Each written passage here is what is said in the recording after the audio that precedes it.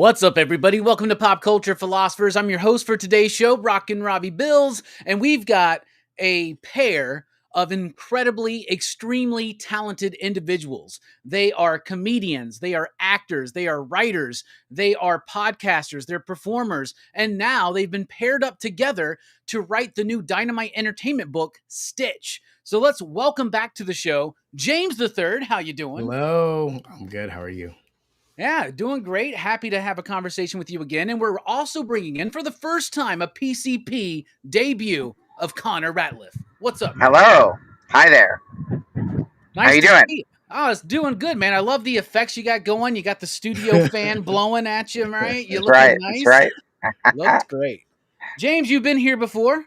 We've had a great Yes. conversation, and we talked about your career. And I'll get to you in just a second. But Connor, you're new here. So first of all, it's nice to meet you.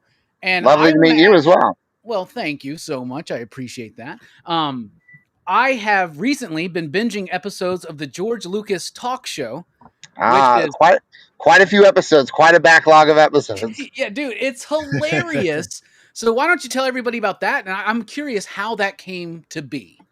Well, for over a decade now, mostly in New York City, but in the past 5 years online, I've been hosting a show called the George Lucas Talk Show. It's a very normal talk show where I pretend to be retired filmmaker George Lucas. Griffin Newman from the Blank Check podcast is my talk show sidekick, Watto, the Toydarian from the first two prequels. And we have real guests on the show as themselves who come on and interact with it. Basically, the premise was George had retired, and we decided, what if he decided to, in his retirement, seek out a career as a late night talk show host? So for years, it was a midnight show in the East Village. And then during the pandemic, it became a live stream show. And at that point, during lockdown, we did hundreds of hours of show. We do these long marathon fundraising shows and things. But yeah, so it's been a lot of fun being a weird alternate version of George Lucas. I love your impression of George Lucas too, because you do like an impression, but at the same time, you're still kind of like being yourself a little bit, almost. Yeah, it's a hybrid because you don't want to do a pure George Lucas impression. Is hard to sustain in terms of the audience's interest because he's not a forward facing personality. If you he's a genius. He's one of the most successful artists of all time. He's amazing. But if you Google inspirational speech by George Lucas, you'll get an idea of his public speaking prowess, which I think is adequate, but not adequate to the needs of a comedy talk show. It's absolutely hilarious. I've watched a few Thank you. episodes and it's hilarious. And I saw an episode where you had like John Hamm and Seth Rogen. So you're getting some good booking on this show, man.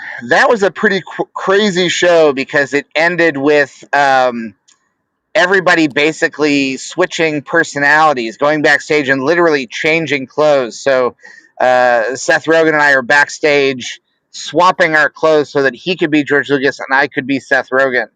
And none of that was planned. That was all just a thing that came out of a separate bit we were doing. Ended up with everyone swapping who they were for the last 10 minutes of the show. Every time I hear this story, I'm so mad I couldn't be at that show. I'm so mad. It was out here, right? It was in LA. It was minutes from your house. I'm so upset. James can be bothered to show up, but that's okay, man. James is a busy guy and a family man, and he has other things on his plate. Absolutely. Sadly. Another thing, looking you up, I saw your appearance on the Seth Meyers show from a few years ago, and you were sharing the story about Band of Brothers and Tom Hanks and all that. Yes, and my podcast Dead Eyes, which chronicles the whole tragic affair. Yeah, I was wondering if for the viewers that may not know, if you want to, I know you've told this story many times, but if you one more again. My podcast Dead Eyes is about the time, the real thing that happened to me back 25 years ago. I auditioned for the HBO miniseries Band of Brothers. I was cast in a very tiny speaking role, And then the day before I was supposed to film my scenes, I received word from someone in my agent's office that I had to come in and re-audition in person for Tom Hanks, because he had apparently looked at the my audition tape and was now having second thoughts. He thought I had dead eyes. And so I auditioned in person again for the part I'd already been hired for, and was fired minutes later. I was replaced, and 20 years later, I decided this was such a significant event in my life. I thought, let me use this as the jumping off point for a sort of a true crime style podcast where I investigate the circumstances of what happened and see what it's really a podcast about coping with rejection and failure and disappointment. And it's a comedy investigative podcast, so it's also funny. But it all culminates in a 90-minute marathon conversation between myself and Tom Hanks. But if you go back to the first episode, I think it's a good listen because there's a lot of fun tangents. Yeah. Okay. That's crazy that led to you having Tom Hanks on the show and talking about it, and Tom Hanks being basically like, dude, do you want to hurt me? Do you want to like break my arms or something? I mean, beyond that, Tom Hanks then cast me in a role in the audiobook of his novel, as an actor in his novel who was replacing a fired actor. His novel is about the fictional account of the making of a fictional movie. And in the audiobook, I don't play the fired actor. I play the actor who replaces the fired actor, which is a fun bit of metacasting.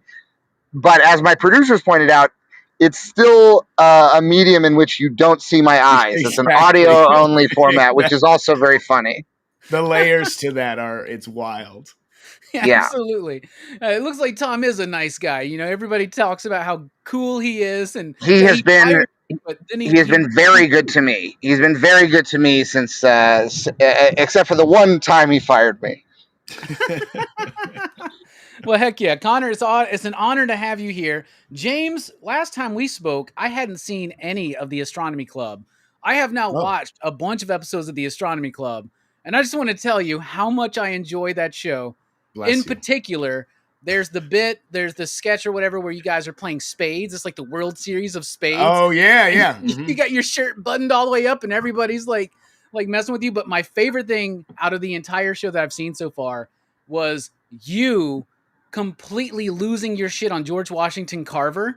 you just play with peanuts, man. Dude, that's so freaking funny, dude.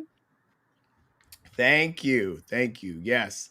That Astronomy Club has gone through a variety of different evolutions. These particular sketches that you're talking about were a part of our Comedy Central. We had a Comedy Central digital series, and that's, I think, 6 episodes, 6 sketches deep, and we typically explore things, sort of affecting Black culture. I mean, like those 2 in particular, Spades, George Washington Carver being sort of the one Black inventor that you leave school knowing about, and there's all these other very important public figures, Black inventors it's a great sketch that was written by Jonathan Braylock, one of our members. He's I love him. Another one in your performance on it was the one that's like a good old fashioned throwing shade or something like that, and the way you're acting in that cracks me up. Yeah, and the shade off is from the Netflix series, and that too. I don't think that Bridgerton was what it was at the time that we did that, but now looking back and thinking about it, it's like, that's a very Bridgerton-esque sketch, like throwing shade. Yeah, absolutely. So I just wanted you to know I've been doing a little bit of watching of you and your work, and I appreciate it. Same thing with you, Connor. I've been liking it. So you two worked on the Tiny Dinos podcast together, right? Yes, that was our first major collaboration.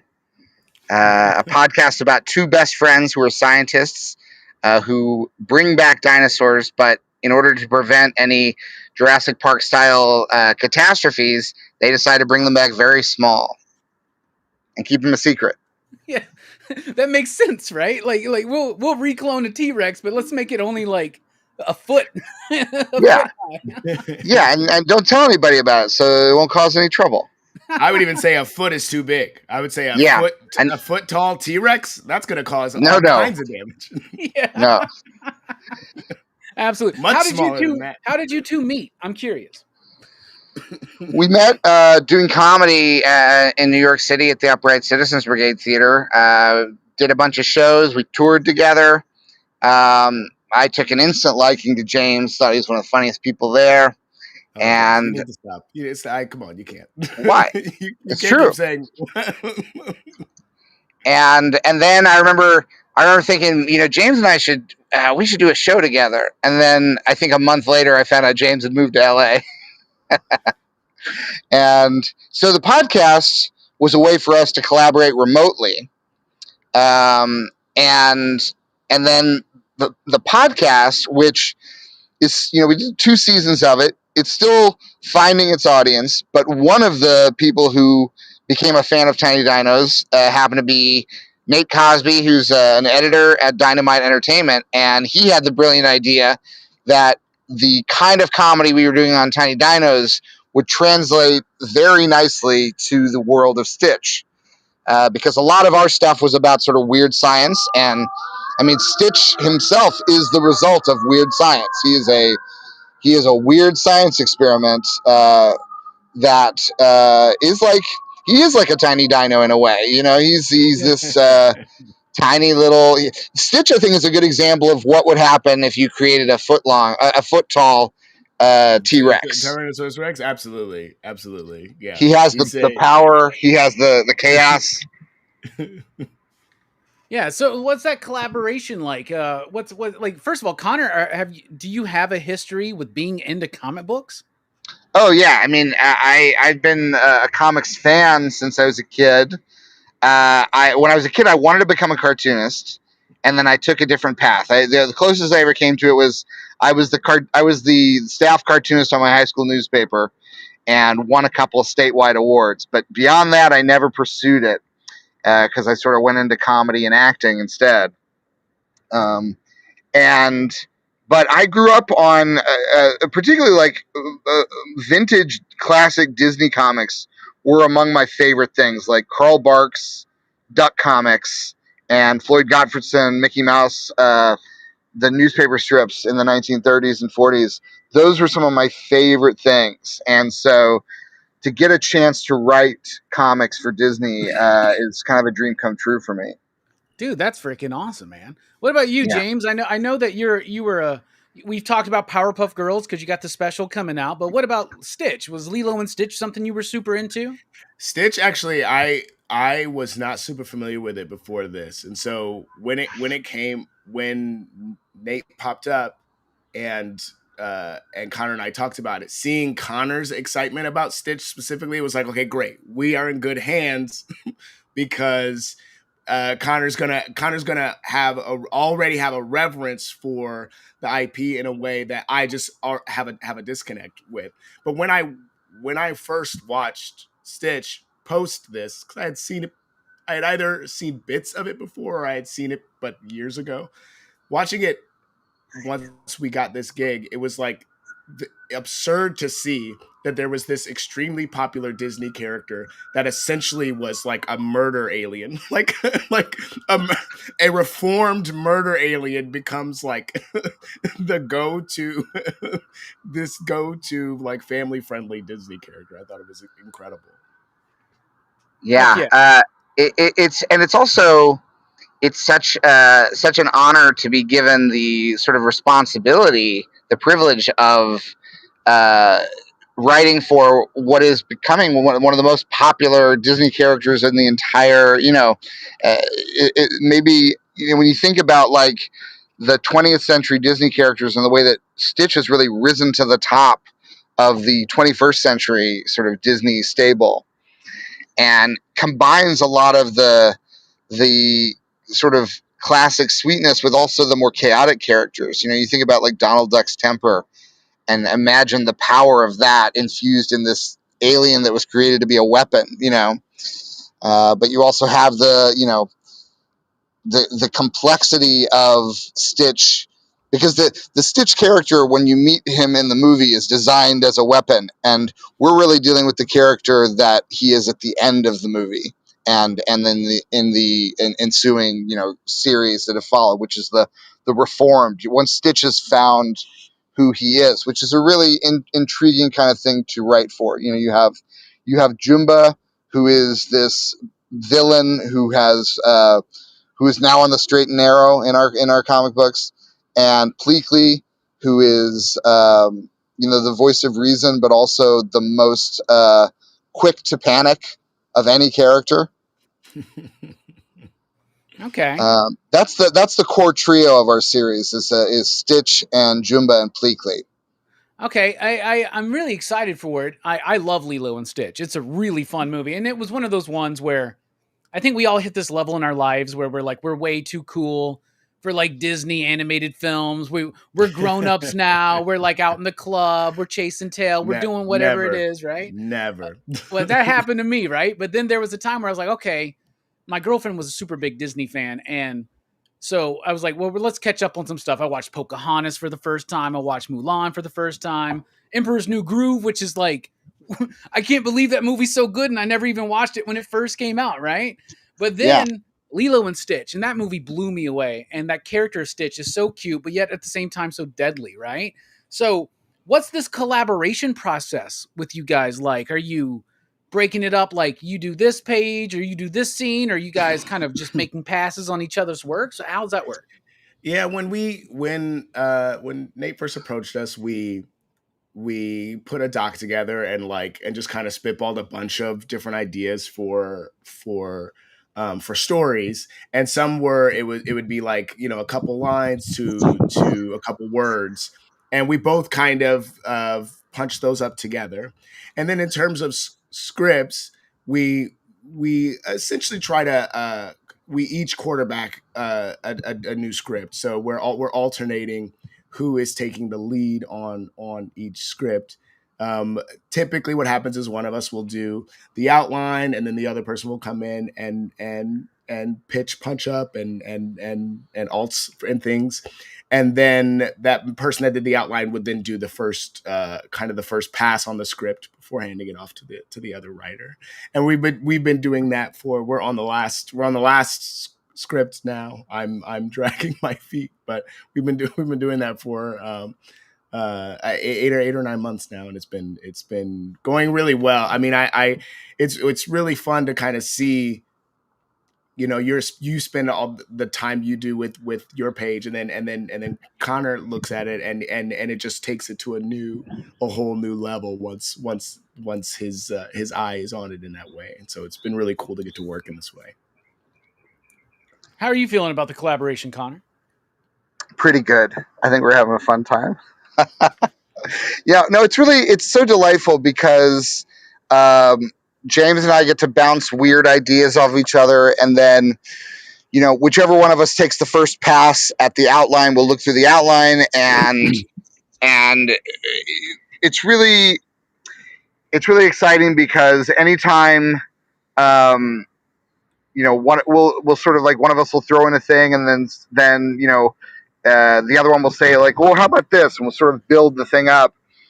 And it's also very helpful because every now and then there'll be something where one of us will say, well, like, I don't understand this part, and you'll realize like, oh, I didn't do this clearly enough. And say in some cases, some of the stories are very complicated in a fun way because the sometimes even the basic reality of what is happening, like sometimes some of the Jumba's inventions distort the nature of the reality that these characters are experiencing in ways that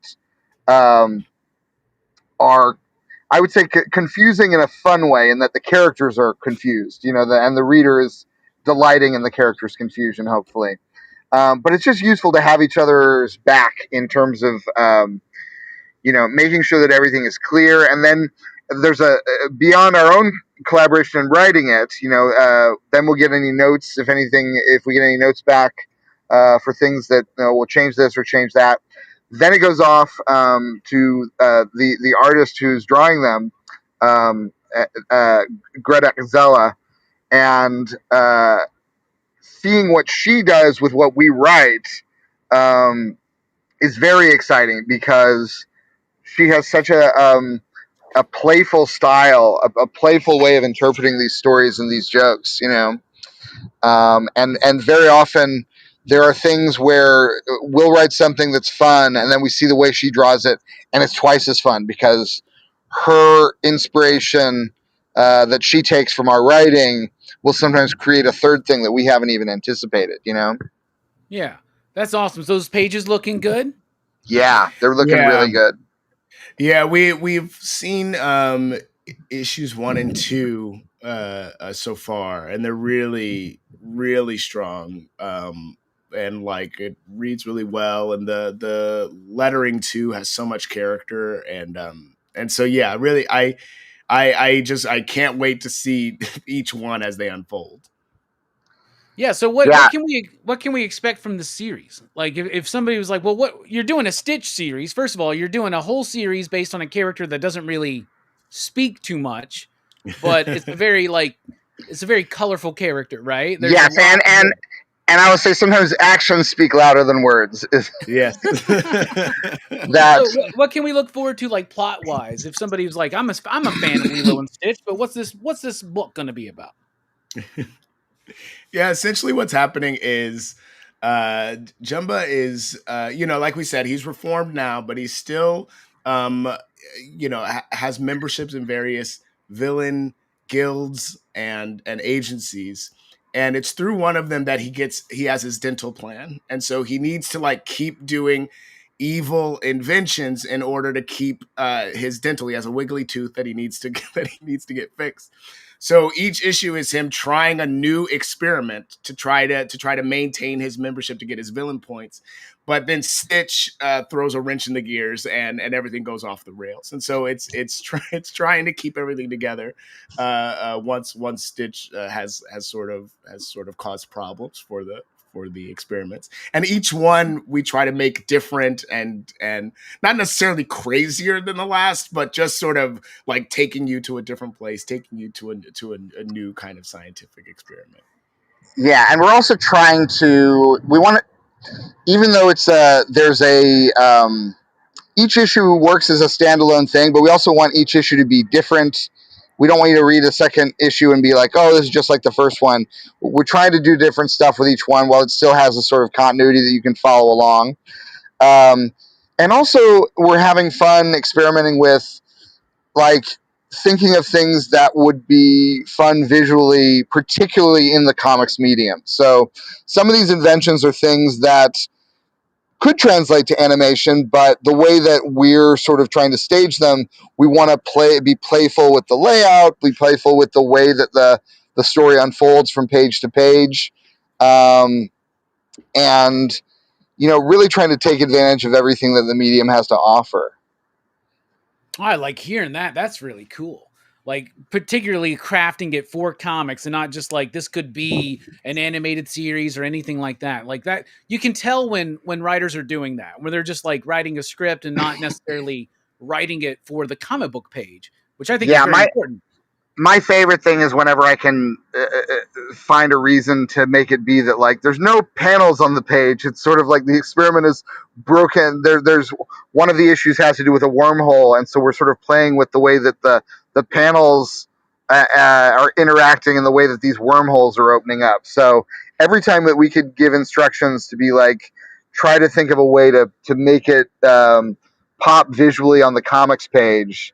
That's been a real pleasure. Heck yeah. I like hearing that. I'm really excited to check it out. It comes out, in August, I believe? There's been some distribution issues, but I think it's finally on the way. I think the first issue, the date I keep seeing is August 13th, so hopefully around there. Okay, word. Yeah, I know Dynamite's getting back on track right now. They've signed deals with Lunar. They've signed deals with Simon & Schuster for the book market. And y'all, like, I run a comic shop, and people have this misconception today that kids don't read comics. And I'm telling you, they do. They just don't read the comics you think that they're going to want to read. But man, like Dogman sells millions of comics, right? Oh, yeah. All the Disney properties, they sell like gangbusters. I'm always having to reorder this stuff. So you're going to get to see a lot of eyes, a lot of young guys are going to be on your work in this. Is that something you're conscious of? Hopefully, yeah. I mean, we're definitely it's definitely fun. You know, one of the first meetings that we had was sort of about the rules. There's rules that you have to follow if you're going to write. And they were trying to warn us. Don't do this, don't do that. And I think because our background is in the New York City comedy scene. I think there might have been some initial concern possibly that we might be trying to get away with stuff. And all of their rules were things that we were like, oh, of course not. Like, we want to write Stitch comics. We don't want to come in and destroy the franchise, And so it's been very, as someone who grew up just devouring, I still read every new Carl Barks book that comes out, or the later Don Rosa comics that followed up on those. Like, I think it trained my brain, and James has an inherent decency that also like functions like this, where it's fun to write comics that are both all ages appropriate, but not boring to adults. That's sort of Disney's very good at that when they want to be, and Pixar's always been good at that. That just because something is appropriate for all ages doesn't mean that it has to be babyish or toned down in terms of how funny or how crazy it can get. It just means you got to obey a few very basic rules, And so just the idea that kids are going to be reading these, and hopefully some adults as well who are interested in these kind of comics, that's very exciting to me. Heck yeah. James, what do you think? Yeah, I mean, 1,000%. I think the only thing that I'll add on top of that is like, I've been genuinely thinking lately, like I have a 3-year-old, and some of the books that she's reading now are books that I had when I was a kid. And I know that comics are a slightly different animal. They don't, once something's out of print, it's sort of gone in that way. But the thought that like there's a chance that one day she will read this is something that's, and one day sooner rather than later, is something that's been really exciting to me. And so, yeah, like the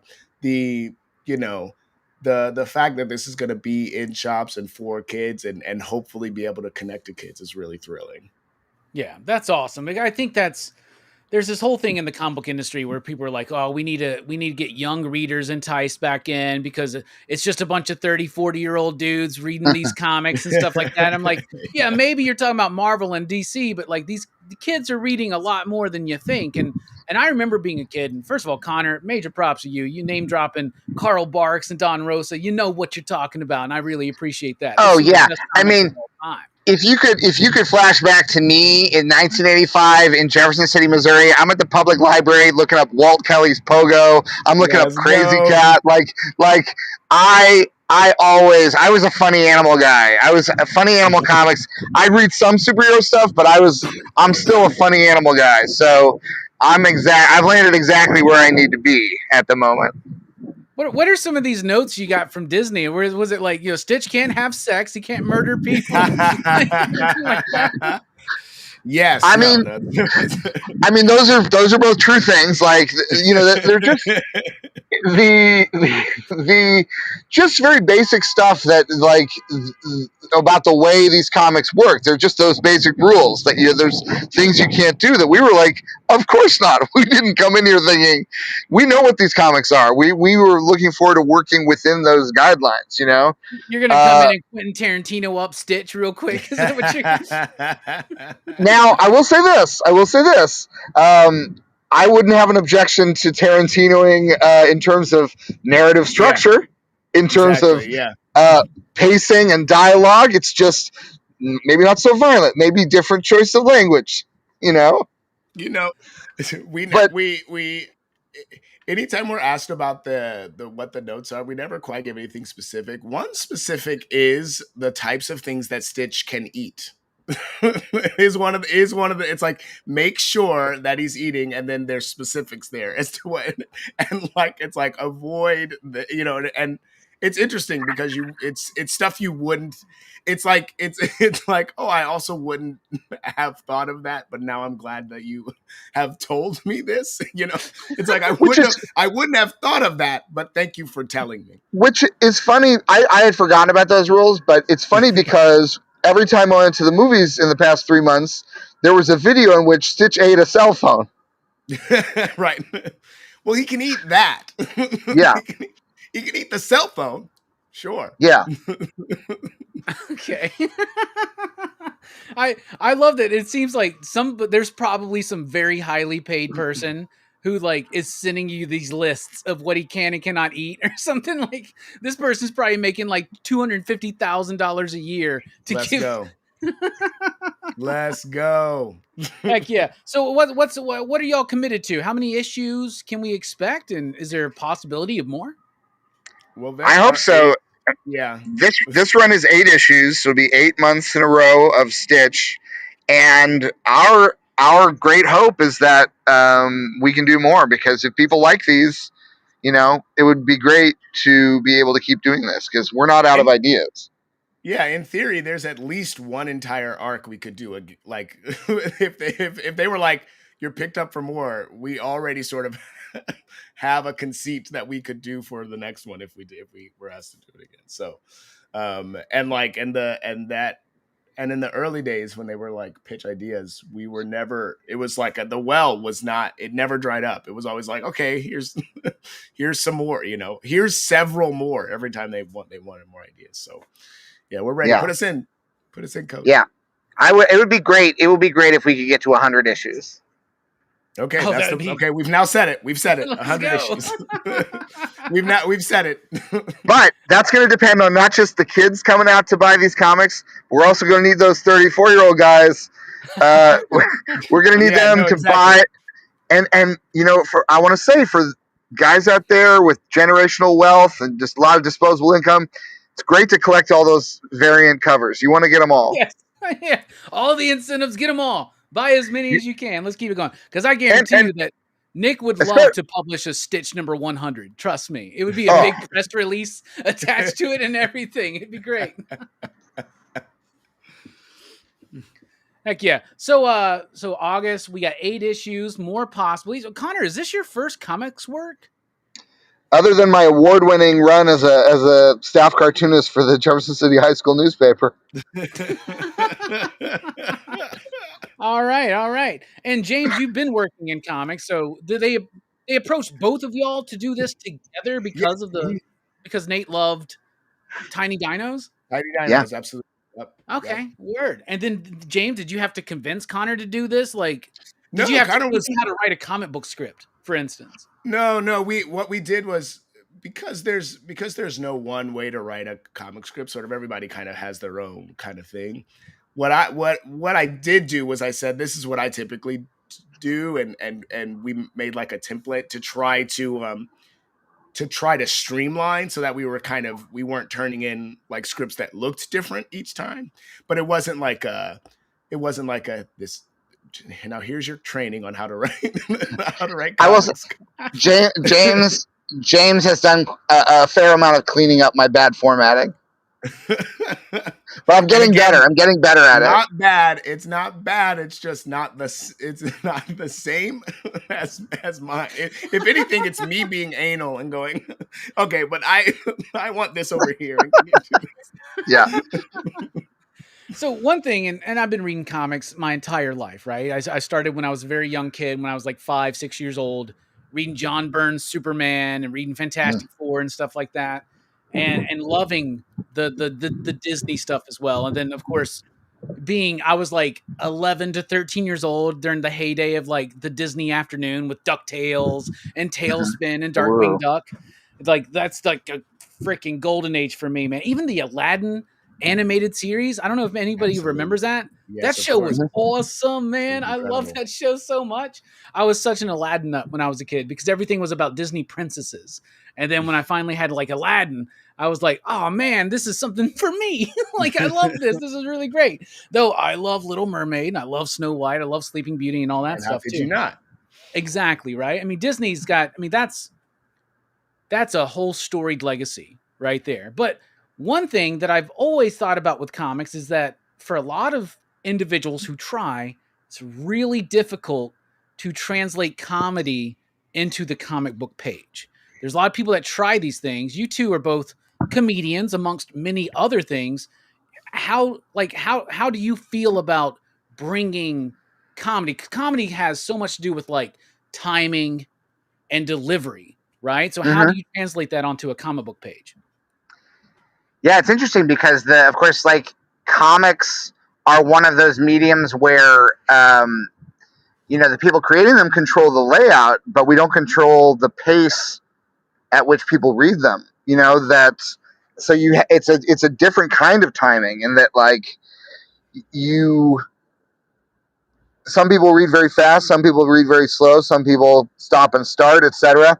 So you have to look at things like the page turn. That's one way that you can sort of control the timing and the way that one thing flows from panel to panel. And there are times where you got to look at, you'll have one page that has a lot of dialogue in it so that you can have another page that has, maybe multiple panels of silence that are your way of maybe helping to land a joke at the end of it. That there's just different tools.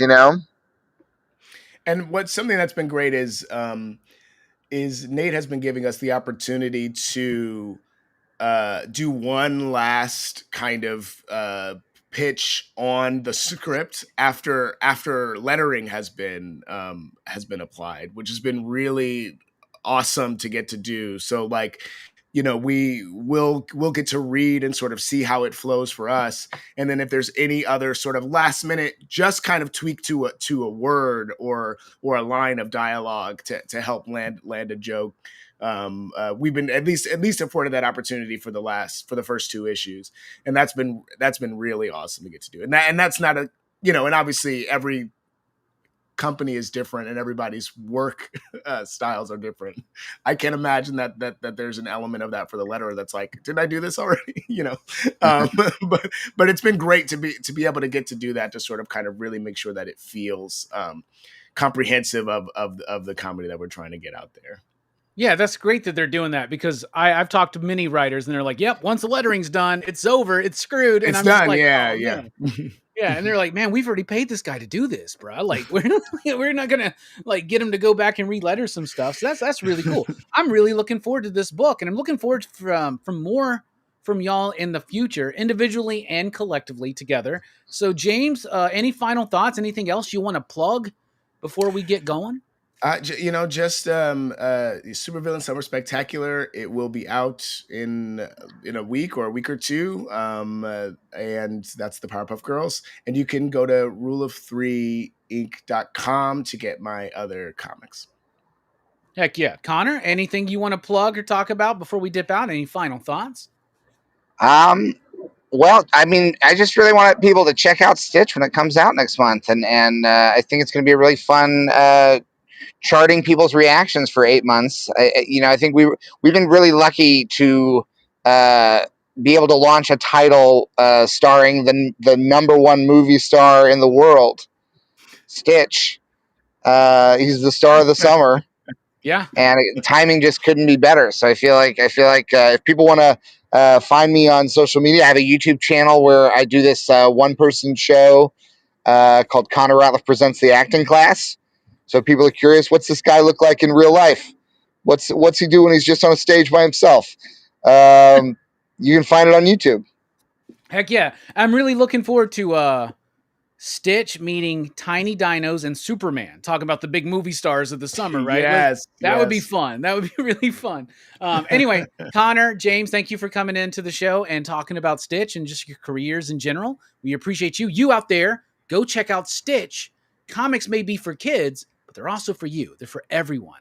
It's called All Ages Comics for a reason. In fact, at my shop, I get very, very pissy towards my staff when they go, oh, that's the kids section over there. I'm going, no, that's the all ages section. Don't say kids, it's all ages. And I think we need more all ages comics. So you guys are doing the Lord's work right now over at Dynamite with Stitch, and I'm really looking forward to it. So thank you all so much. You out there, thank you for watching. Thanks, We're Robbie. dipping out.